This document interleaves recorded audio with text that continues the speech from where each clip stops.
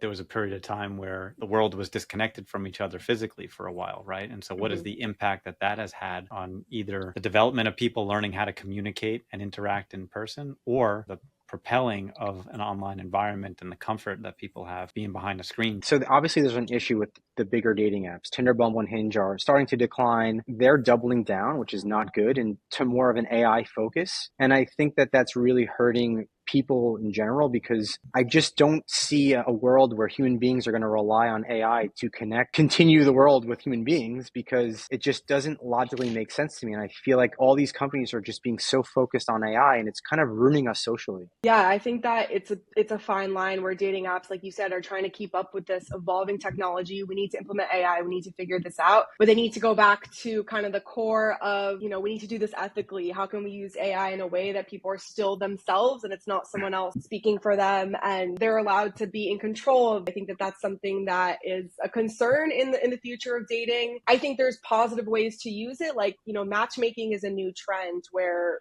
there's ways that people are getting matched through AI, but they're creating their own profile and crafting themselves online. And potentially there's an AI that uses it to match them with someone else. That's a delicate thing to tread, I think, when it comes to AI. There have been some articles out there about people getting into chat relationships with an AI bot. Have you seen that in any of your interactions and through your companies? I've seen it like actually on actual commercials, not even on social media, like actually on TV. It's crazy that it's actually a thing. I get worried that people are actually that lonely. You're just creating more isolation. And if everybody in this world gets more isolated, I think that's very scary, to be honest.